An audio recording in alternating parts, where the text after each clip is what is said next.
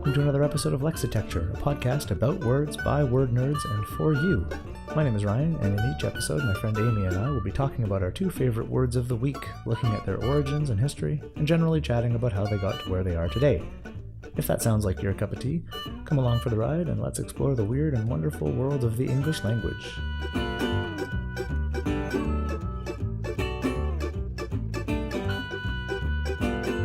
Today's episode, Mondegreen Barbarian. Okay, should we do some words? Let's do some words. Whose turn is it to go first? I have no idea. I don't know. You go first. Okay. So, big shout out to social media for giving me the idea to talk about this word. Okay. I am particularly interested in it. I sort of did give myself a little personal high five, because usually, I start off by looking up whichever word I've chosen in the OED, and because I was born when I was, and I am the human being that I am, I have an OED, and the edition of the OED that I have, I bought it in 1998. Okay, so I was 17 and chose to spend a reasonably large amount of money on a book. That's pretty much all you need to know about me. As you do as a teenager. And my history as a teenager, yeah. So I bought my OED in 1998. I like it a great deal. I use it a lot, not just for Scrabble. And these days, because of doing this stuff, I rely on it quite a lot. The word that I'm going to talk about today, however, isn't in my OED. And the reason that it isn't in the OED is because it didn't make it into the OED until 2002. Oh, wow. The word is Mondegreen. Mondegreen. Oh. Now that really sounds like with this. Yeah, that sounds like I've never heard of this word before. Again, like so smug right now. Smug that I looked it up in the OED and it wasn't there. Smug that you haven't heard of it. So the reason, as I said, social media was my inspiration, if you like, because a mutual friend got very upset about the potential for confusion between take a load off Annie and take a load off Fanny. Right. He was very upset to discover that it wasn't Fanny after all. Now, you know how I feel about the word Fanny because I've discussed it before. Yeah. I immediately said, listen dude, it's Fanny. It's definitely Fanny. Now, I actually don't have any great A, authority or B, interest into whether or not it is Fanny. Right. It could just as easily be take a load off Annie. And in fact, if I'm being honest, that's kind of what I thought it was. The point I'm making is, if there is the potential for there to be a funny mistake, then that's what should stand. Right. Yeah? So yeah, no, I agree with that. Whether or not the word is Annie or Fanny, whatever the songwriter intended, the fact that there is the potential for it to be Fanny immediately makes me jump to, okay, it's Fanny. Yeah, it has to be. And this is a Mondegreen. Oh, okay. So while the physical OED doesn't contain it, because as I say, the word entered into the OED in 2002, the online version says that Mondegreen is a noun. And the etymology of the word is quite funny. A writer called Sylvia Wright, writing in Harper's Magazine in 1954, the quotation says, "When I was a child, my mother used to read aloud to me from Percy's Relics, and one of my favourite poems began, as I remember, 'Ye Highlands and ye Lowlands, O where hae ye been? They hae slain the Earl of Murray and Lady Mondegreen.'" In this particular quotation, the Earl of Murray is the first person who's been slain, and Lady Mondegreen is the second person who has been slain. Right. However, the poem reads, "They hae slain the Earl of Murray and laid him on the green." And so, because Sylvia Wright always heard Lady Mondegreen, Mondegreen became the name that she kind of privately gave to these mishearings and thus misspeakings, I suppose, if you want to take it down that road. So the OED defines it as a misunderstood or misinterpreted word or phrase resulting from a mishearing, especially of the lyrics to a song. So, of course, songs are a good place to find Mondegreens because you're not always listening just to the words. Sometimes the way that the lyrics have been performed doesn't necessarily pay attention to things like diction and the usual speed or syllabic pattern that a word would have. Right. So, and there are thousands of Mondegreens. I would very much love to think that someone might send us some Mondegreens. If you're listening and you have any good ones, then please send us an email or Facebook us to tell us what your favourite Mondegreens are. Absolutely. Some of my own particular favourites. So there's a very famous one. It's a hymn. I don't actually know the name of the hymn, but an English hymn, and the line reads, "Gladly my cross I'd bear." As in, I would gladly bear that cross. However, for generations, people have been imagining the cross I'd bear. Another particular favourite, and this is like a little slice of family history in my case. When I was a kid, my dad used to sing often Scots songs, not just Scots songs. He'd play the guitar and he'd sing. And he used to sing a Scots song that the song is, the line goes, "The deal's awa with the excise man." Right? So the devil goes away with the tax man, the excise man. Right. And in Scotland, there are a whole load of songs written about the excise man. In fact, Robert Burns, I'm pretty sure at one time worked as an excise man. And when, if you lived on the coast of Scotland or on a little Scottish island where things like grain and peat and really good water were in quite plentiful supply, and the nights got really cold, then you were quite keen to avoid the excise man, because he was the dude who might say, "Sorry, how much whiskey are you making at home?" So he became something of a kind of a figure of this the almost biblical tax man. Not that anyone's ever pleased to see the tax man, but the excise man held a particular sort of However, my oldest brother, for many, many, many years, he thought that the devil was running away with the egg-sized man. And I always imagined this little teeny tiny guy running away with the devil. Oh, that's fantastic. So yeah, the deal's about with the egg-sized man and gladly my cross-eyed bear. Two examples of Mondegreens. Cross-eyed bear named Mondegreen, Gladly. Yeah, I do love the cross-eyed bear. The cross-eyed bear amuses me a great deal. So, in terms of its etymology, Mondegreen's a pretty straightforward one. As I say, Sylvia Wright coined it, or it certainly is the first written usage, in Harper's Magazine in 1954. The OED lists also 1957 a commentary on the word Mondegreen from that original article in 1954. It's also used in the New York Times Magazine 1979, and then there's another one in 1994, and the word was eventually included in the OED in 2002. So it's not one that we have to kind of go way back into the mists of time to kind of find out about it. Mm-hmm. But as I started to read about Mondegreens, I found some other really fantastic related words. So first off, Mondegreen is a neologism. Mm-hmm. And I like neologisms because I'm quite prone to them myself. Yeah. And neo as in new, and logos, which has various different meanings. It's the Wikipedia entry for the word logos is derived from a Greek word, various meaning ground, plea, opinion, expectation, word, speech, account, reason, proportion, and discourse. That in itself is quite an interesting spread. I mean, it's a lot of, yeah. Excuse me, a lot of things. So a new word, a new opinion, a neologism. When I started to read about not just neologisms, but particularly neologisms that have come about by mistake, I found some other words that I thought it was definitely worthy of talking about.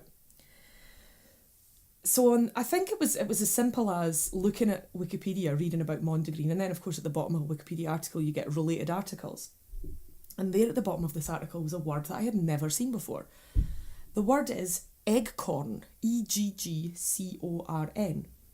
Here's what Wikipedia has to say about it. In linguistics, an eggcorn is an idiosyncratic substitution of a word or phrase for a word or words that sound similar or identical in the speaker's dialect. The new phrase introduces a meaning that is different from the original, but plausible in the same context, such as old-timer's disease for Alzheimer's disease. Mm-hmm. An eggcorn can be described as an intralingual phonosemantic matching. Obviously. Oh, of course, yeah, naturally. A matching in which the intended word and substitute are from the same language. So the eggcorn I found particularly interesting. Wikipedia goes on to say it differs from a malapropism, the latter being a substitution that creates a nonsensical phrase. Right. Classical malapropisms generally derive their comic effect from the fault of the user, while eggcorns are substitutions that exhibit creativity, logic, or ignorance. They often involve replacing an unfamiliar, archaic, or obscure word with a more common or modern word. So another example that they give here is bated breath, B-A-I-T-E-D, for bated breath, B-A-T-E-D. Mm-hmm. Another word that the internet doesn't often seem to be aware of. Bated breath is generally, in my experience, I see more people spelling it A-I than I ever do B-A-T-E. Yeah. So it's almost like a flavour of pun, the eggcorn. However, the pun is always intended to be funny, whereas the eggcorn is kind of, you might be unaware that you're creating an eggcorn. So again, I started to think about examples, and because these are examples of things that don't tend to be written down, these are oral mistakes, mistakes of hearing and mistakes of talking. But my mother, for example, I know that it's different, again, North American system for buying different kinds of milk. What kind of milk availability do you have? Tell me about milk. Well, I live in Ontario, Canada, so we have I'm not sure if it's completely unique, but almost unique distinction of being a place where milk comes in bags. Oh, interesting. So we get the most sort of common way of purchasing milk is you get a pouch with 3 bags of milk, each containing a little over a liter, like 1 1/3 liters, because the whole thing is 4 liters together. But you got 3 bags of milk, and we have these special milk pitchers into which you place the bags for easy pouring. Cool. That's a really great idea. And what are the different kinds of milk that one can purchase in Ontario? Sort of your standard 2%, your partly skimmed 1%, your homogenized milk or whole milk at 3.25%, or skim milk, which is just water that's lying about being milk. Okay, so here in the UK we talk about full fat, semi-skimmed and skimmed. Okay. The notion of percentage. This is what you find it out when you do things like look up recipes online. You're like, what the hell is 2%? I have no idea. What does this mean? So Right. So as you say, some people find full fat milk a bit too creamy. Some people find skimmed milk water with aspirations, and semi-skimmed for obvious reasons. It's in the middle of these two. So my mother, when she first started to buy semi-skimmed milk, insisted on referring to it as semi-skilled milk. It's just one of those things, and so in our house it's always referred to as semi-skilled milk. I love which that. was it's quite nice. And then she asked for some semi-skilled milk in a shop once, and we all had a bit of a giggle about it. And I wasn't aware of this until I was researching Mondegreens, but semi-skilled milk is an eggcorn. Right. So we have other examples given on Wikipedia on the spurt of the moment rather than on the spur of the moment. Yeah. For all intensive purposes instead of for all intents and purposes. Yeah. And what I found really interesting about this is some mistakes are charming and we laugh about them and we write them down and go, ha ha ha, isn't language wonderful? It's so quirky. And yet there are others that make people almost jump up and down with sheer fury. Yeah. And I started to think, what's this all about? Because, of course, language evolves through usage. And part of usage is the fact that people don't always follow the rules and people don't always hear things exactly as they're written down. And, it becomes this huge, crazy, mouth-driven mishmash of sounds that may or may not correspond to the things that have been intended and written down. So another quite nice one is mating name instead of maiden name. Oh, okay. I thought that was quite an interesting one. Yeah. So from Eggcorn, however, in a similar manner, and looking at sort of related articles, I found myself the absolute, the kind of cross-section of that notion that I'm talking about, whereby some mistakes are charming and wonderful and isn't that cute, and other mistakes people get red pen angry about. And the word that I was kind of brought to in this instance is mumpsimus. That's spelled mumpsimus. Mumpsimus. Okay. So, it's believed that the word mumpsimus was coined by Desiderius Erasmus of Rotterdam, Renaissance humanist scholar. However, here's what a mumpsimus is. It's an action by a person who adheres to a routine, idea, custom, set of beliefs, or a certain use of language that has been shown to be unreasonable or incorrect.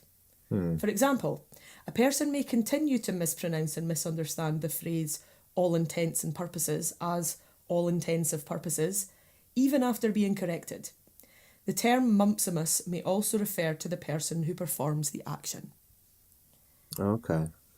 And, you know, sometimes, often when we are talking about words, we say, you know, there should be a word for that. And this is the sort of concept and idea and action and person about which I may well have thought in the past, there should be a word for these guys. And there is. And it is mumpsimus. And it's a delightful word, too. It is quite a lovely word. It sounds like a Harry Potter character. It does, You can imagine Professor Mumpsimus teaching, I don't know what advanced magical linguistics. Yeah. There's a field that I've just made up. Yeah, good. And so the Mumpsimus says, as my husband does, it really, really annoys me. And he knows it annoys me, and so he continues to do it. Right. Pronunciation. There's a Mumpsimus from him. Right. And I quite love the fact that there are enough people out there saying, screw you and your rules. I will say the thing the way I want to say the thing. Yeah. And we will have semi-skilled milk. And we will continue to take a load off Fanny because we are mumpsimuses, or indeed mumpsimi, depending on how pedantic you want to be about Latin plurals. So from Mondegreen to Eggcorn to mumpsimus, that's what I've been reading about and researching about this week. That's fantastic.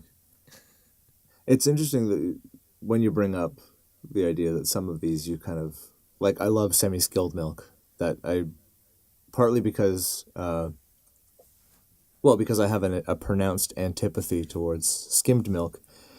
And so the idea of skimmed milk really being just entirely unskilled milk. Unskilled at being milk. You're just terrible at being milk. What are you even doing here? Go home. You know, I'm useless. I don't mind. In fact, if I was going to drink a glass of milk, which is not something that I do very often, I would generally choose to drink a glass of skimmed milk. But the reason that I do that is I don't really like milk. Right. Yeah. If you're not going for milk. If you're not going for milk, then skimmed milk is an excellent choice. One of the things that hooked me on, I believe you were the driving force between my finally watching Parks and Recreation. Oh, of course, yeah, which did change my life because it's amazing. But I knew it would. You resisted for such a long time. Yeah, I did. I don't know why. It wasn't an act of resistance. It was just laziness. But I finally watched it, and one of the things that immediately, I shy away from using the phrase spirit animal because I feel like it's got some weird colonial things about it. But I'll say that Ron Swanson is basically my Patronus because nicely handled. Patronus works well. Yeah, one of my favorite lines and one of the things that made me go, okay, yeah, I should probably watch this is the line, Ron Swanson's line where he says, "There's two things in this world that I hate: liars and skimmed milk." Which is water lying about being milk. And it's just beautiful. But on the other hand, so I love semi-skilled milk I love, intensive purposes does make me sort of almost physically shudder. And you had a bit of a cringe there. Yeah, the other one that gets me is when you try to nip something in the butt. It's like I've never heard that. That's interesting. As opposed to nip it in the bud. It's like, first of all, gross. Secondly, why? Like, it just is, that rankles me somehow. And so I'm pro Mumpsimus for semi-skilled milk, and I am possibly just Mumpsimus-ist. Mumpsimus-esque. And I'm definitely anti-Mumpsimus for intensive purposes and nip things in the butt.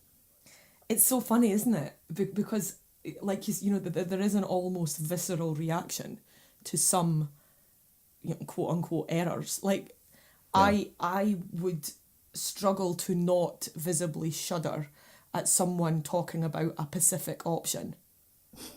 I don't. How do you feel about that one? Oh, that I would. Oh man, I don't even know. I would assume that they were doing it on purpose, and then when I found out that they weren't, I'd probably just have to leave. Because the struggle is real when you're someone who, the phrase grammar Nazi is I feel a little bit unkind, but then sometimes I very much embody that phrase. Yeah. So, and it's hard. It's hard being that person sometimes. It's very hard being that person online where Yeah. you look and think, do I really want to be the dickhead who corrects that? Do I really want to be that person? And sometimes I'm like, Amy, you are that person. You just, accept it, deal with it, move on with your life. Yeah. And other times I'm like, nobody likes to be told that they're wrong. And, language, who makes the rules anyway? And sometimes I can be quite tolerant and liberal about idiosyncrasies, shall we call them that, rather than mistakes. Yeah. And other times, anti-Mumpsimus to the max. Mm-hmm. Normally, when I ask myself those very well-reasoned, highly recommended questions about self-awareness of, do I really want to be that person?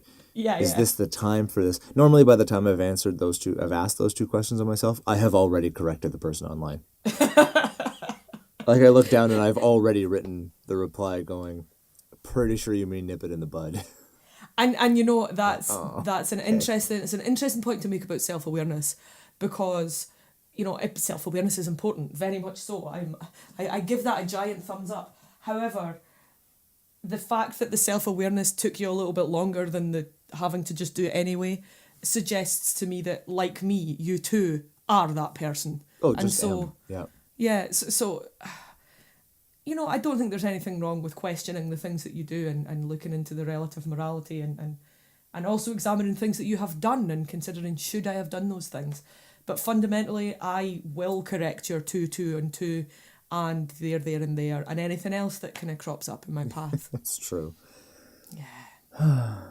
So, I'd like to think I'm a little bit more tolerant of Mumpsimuses occasionally. I think I'll be more tolerant now that I can give them that name, because yes. I do like the word very much. I'm just going to imagine them in a funny hat. Yeah, rather than my sort of inside voice that says, "It's there, you cretin," I can go, "Oh, you're such a Mumpsimus." What an adorable little Mumpsimus. The more I say it, the more I'm thinking it sounds like something that would infest your home. It might be something that infests. I feel like it's something that lives on one of the islands that the Dawn Treader didn't visit. For sure. That's also, what I feel like. Excellent reference, because I haven't thought about that book for a long time, and it's one of my all-time favourite books. Oh, it's so good. All-time favourite written down things in the universe, I think. Yeah. Dawn Treader is just straight up unbelievable. It's so good.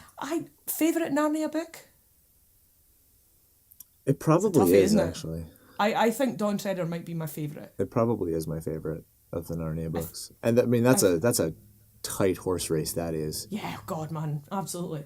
Ironically, the horse and his boy is the one that's trailing the pack in that particular horse race, but never mind that. Ryan, Horse and His Boy would almost tie for first place with Dawn Treader. For me. Really? Oh, okay. Yeah, I love The Horse and His Boy. That's interesting. But yeah, interesting. Lion, the Witch and the Wardrobe was the one I read first, because I think it is for most people. It's cracking. Prince Caspian, I don't know, it didn't really hit the mark with me all that much. Although I enjoyed reading it, it wasn't something that I would kind of go back to and pore over. And The Silver Chair, I've got very, very fond memories of the televised series of The Silver Chair, mm-hmm. which had Tom Baker as Puddleglum. And it was. I don't actually know that lovely. I've seen that, and now I must. Well, the televised Chronicles of Narnia occupied that brilliant post tea time slot on a Sunday night back in the days when you only had the channels 1 to 4. Right, yeah. And so people tended to watch TV together because there wasn't really much choice other than what your parents were watching. Yeah. So it used to kind of, it would either be on as we were eating tea or just afterwards. And yeah, so it started off with, you know, it worked its way through the books in the kind of general order that the books are given, starting with The Lion, the Witch and the Wardrobe. But The Silver Chair I do remember particularly fondly. But The Dawn Treader is one of these books that I could read and read and read and read over and over again. Yeah. And still love every time. Just finish the book, close it, turn it over, start again. Yeah, exactly. I could chain read that book. But I could do that for the whole series, so that's fine. It's like, what would be the worst punishment that someone could ever come up with for you?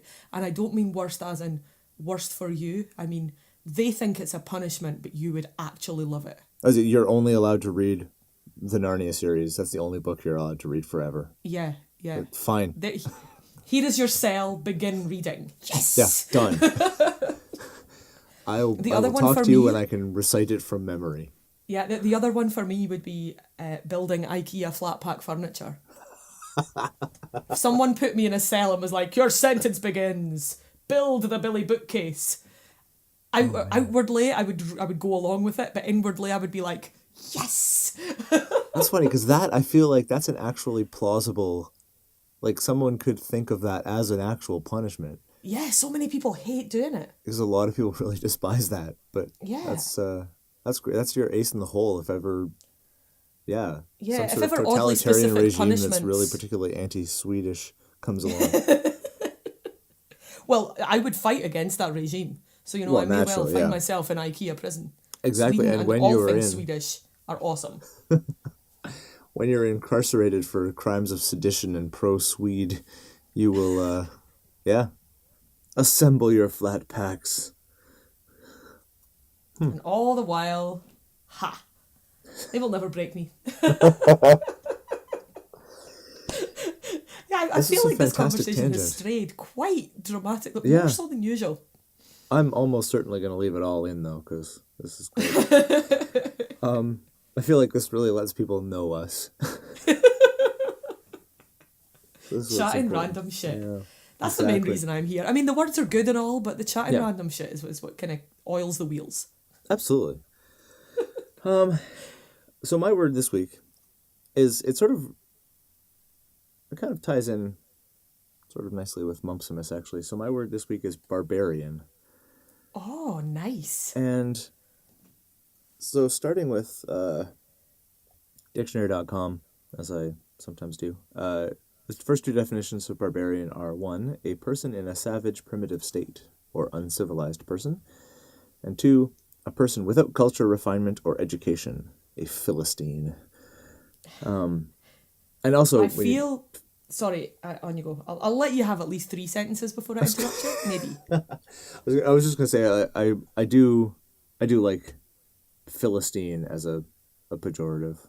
I don't know absolutely. If there are, it's very good. I quite like barbarian too, and as you say, colonially dodgy though it may be, I probably wouldn't sort of say it in company that I didn't know, because they might assume that I am in fact a terrible racist. But I also quite like calling people savages. Yeah. No, there's a place for that, I think. I suspect that the history of the word barbarian might be quite racist. Well, yes. It's continue. Although, yeah, kind of. More xenophobic than racist, though, I think. So originally, it didn't have as much of a specifically pejorative sense to it, although it was drawing strong lines between people from here and people from away, because it just meant people from away, and particularly people whose languages and customs differed in important ways from the people using the word barbarian.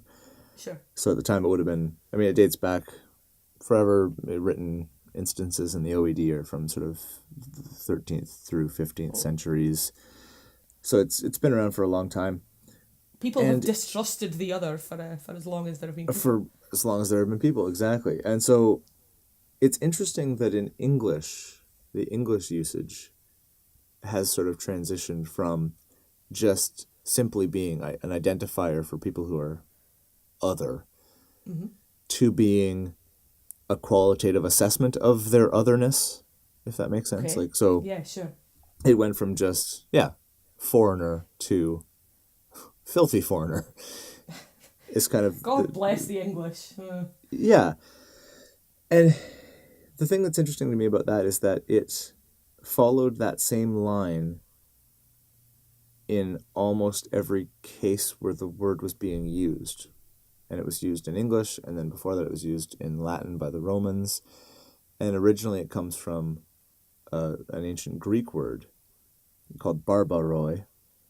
And in ancient Greek as well, it was originally basically just meaning anyone who wasn't Greek, particularly the Medes and the Persians. Okay. And then, as is the case often, the Persian Wars tended to change the way people used that. So the word that was applied to the Persians suddenly took on a negative connotation. Weird. After this massive, devastating war between the Persian Empire and the Greeks. But it's interesting to me that it didn't go through that phase in Greek and then just keep going linearly through Latin and then into English. Because I would have thought that by the time it got to English, it would already have carried with it all that baggage of... Yeah, sure. That's very interesting. Of pejorativeness. But it kind of seems to reset every time. So the Romans adapted it, and although the Romans to the Greeks would be themselves barbarians, because they didn't speak Greek, they started to use it as a delineation between the Latins and the non-Latins, and then in English we did the same thing. And then eventually it always degenerates into a bad thing. But isn't that a really interesting indictment of people in general? Yeah. Because one can be other without necessarily... You can sort of go, oh, in France they eat bread that's long and stick-shaped. And in Britain we eat bread that's kind of squat and loafy. Oh, that's cool. Those guys don't do what we do. They do something different. And thus they are barbarians. They are other. They are doing things that we don't do, despite the fact that they're similar. So, what's the process? I mean, obviously a dirty great war between the Greeks and the Persians would be a pretty solid reason for going, good one. Damn those guys and their stick-shaped bread.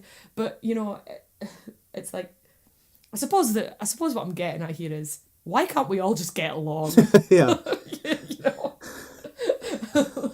I suppose that, simplistic and naive as that question sounds, the equally simplistic, although slightly more cynical response is, because people are kind of dicks. Yeah, that's sort of how it goes down, I think. Okay. And so, barbaroi, the Greek word, is actually sort of an onomatopoeia, actually, because, and this is something that was taught to me when I was doing a particularly ill-advised ancient Greek class in my first year of undergrad. And when you're 19 and away from home for the first time, really, and living on your own and in university, a class that runs 8:30 in the morning on Wednesday, Thursday, Friday, and is ancient Greek... It's not the busiest class, is it? It's not going to be a thing that you're all the way into. 8:30, man? It was too early. Even the maths students didn't start till 9. It was too much. Well, after that year, my whole university changed its schedule so that the 8:30 classes didn't exist anymore, and the earliest possible time slot was 9. I just got lucky. I'm amazed it took them as long as that. It shouldn't have taken them more than 20 minutes on the first day in the 60s. Like, you know what's dumb? This. But let's think. What do students like? Students like cheap booze. I'm sure they'll be down for 8:30 classes too. Early mornings, it just goes hand in hand. So one of the few things that I actually retained from that class was this idea that barbaroi was a sort of onomatopoeic word, because to the Greeks, for whatever reason, the languages that weren't Greek resembled someone simply stammering along and saying ba ba ba ba ba like that. Oh, that's wonderful! And so that became barbarian. One of the things that, and incidentally, if you know anyone named Barbara, that is where Barbara comes from. Oh, beautiful! Barbara is just a name for a barbarian. So, thanks, Barb. Now, one of the things that got me thinking about this again is that there is a sort of folk etymology to barbarian Oh, we love those. that links barbarians with beards. I have just this second, while I am talking to you, Googled barber etymology, having written down in my notes, barba, beard? Exactly. Question mark. So Yeah. I did look up barber because it was like, I got to find out where this actually comes from.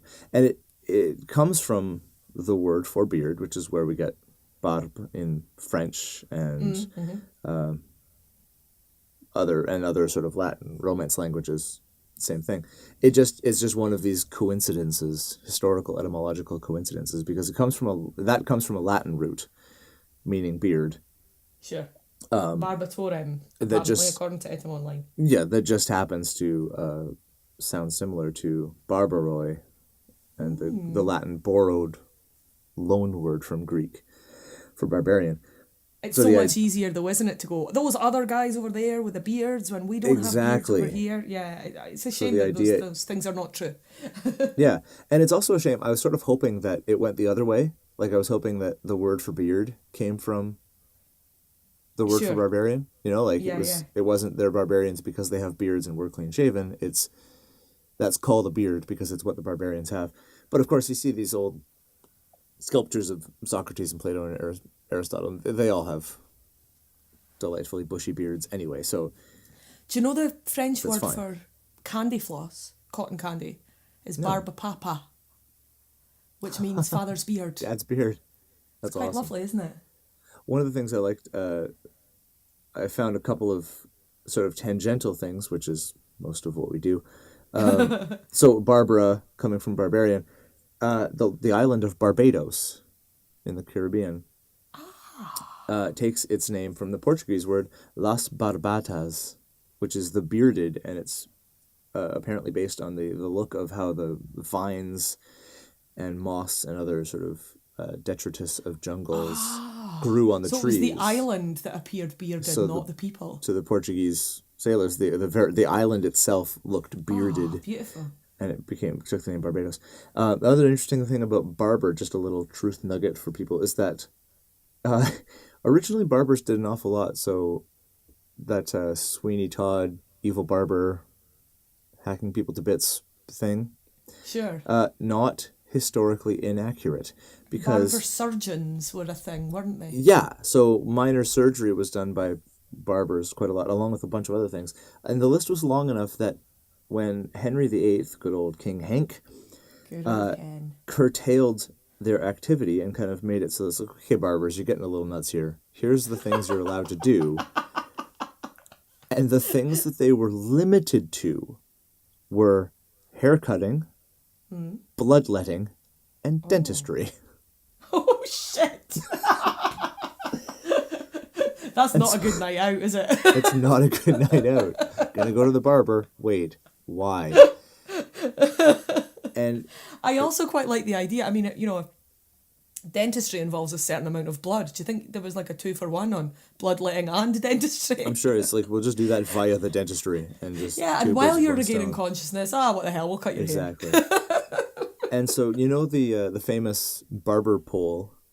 Yeah. The spinning with the red ribbon and stuff like that. That pole is apparently, according to one of Etym Online's sources, which are generally fairly well grounded. The barber's pole is actually an imitation of the ribbon that would be used to bind the arm of one who has been bled. Oh, so the reason that that's associated with barbers is nothing to do with hair, because it doesn't have anything to do with hair visually. It's because of basically the tourniquets that would be applied after someone has had bloodletted. And being so bloodletted? Blood. I'm not sure how that works. Yeah, I'm not sure how that works but either. Once they've been bled, that's the ribbon. Oh, sorry. What I was thinking when you were talking about barbers and the dizzying array of services that they provided was the old kind of British music hall chortle, something for the weekend, sir, which I didn't understand for the longest time. Is this a phrase that you're familiar with? No. And so something for the weekend, sir, was asked by the barber to his male customers And what the barber meant was, do you need any condoms? Because that was one of the places where you could buy prophylactic devices. Oh, that's interesting. Because it was like a sort of a men-only environment, that was considered to be kind of an acceptable place to buy such things. But actually referring to the product was a little bit too kind of risque. So, and the sort of, I know what you're talking about, you know what I'm talking about routine was something for the weekend, sir. Oh, that's interesting. Yeah. Nudge, nudge, wink, wink. Yeah, exactly. Wow. So yeah, there's Barbarian and Barber thrown into the mix just because it seemed relevant and also interesting. Let's hey, Roger, what do you say? Yes. About barbarians. Mondegreen isn't in Roger, which is, pretty understandable. Yeah. Since it wasn't in the OED until the turn of the century. As always, this will take a ridiculously long time. Okay. Oh, so many barb words that I hadn't thought about. So, for example, the fact that a barb is a sharp point, as in barbed wire. Right, yeah. I wonder if that's connected more to beards than to otherness. That would be interesting to look up. That would be interesting to look up. Barbarian, the list of synonyms given initially in Roger. We have extraneous, destroyer, violent creature, vulgarian or vulgar, low fellow, oh, such cutting words, barbaric, rude person, discourteous, and ruffian. Oh, okay. We then got onto the heading for barbaric, the entry for barbaric is amorphous, neological, ill-bred or barbaric. We have also headings and entries for barbarism, barbarity, barbarize, and barbarous. I like how, according to Roger, neologisms are barbaric. Yeah, are barbaric. I'm fond of that. Nice link, Roger. Well done. Yeah. We couldn't have planned that if we tried. The power of Roger is strong with right. this one. Yeah, neologisms. In fact, in barbarism, neology is the top synonym that's given. So these all seem to have this notion of the pejorative context of not quite our sort. And particularly bad. The language is interesting that it's maintained that tie to language, which is almost entirely missing, I would think, now from most people's understanding of barbarian. Yeah, wouldn't absolutely. have anything to do with what language they speak. It's a whole bunch of other things. But it's interesting that Roger still has that language link. Yeah, it is. Because most of them are very much, they're descriptive of character, they're descriptive of behaviour, rather than descriptive of the language that they speak. Yeah. Although the neologism does get in there. But the one of the delineations that occasionally was used way back in the day in English is that there was a difference between a barbarian and a savage. Because a barbarian, very charitably, the English recognized or deigned to concede that a barbarian perhaps could be civilized. I see. Because they have a culture, it's just wrong. Not the right kind of culture. So they could theoretically be helped along and educated and stuff, whereas a savage is something without culture entirely. So that's terrible. Yeah, it's pretty terrible, isn't it?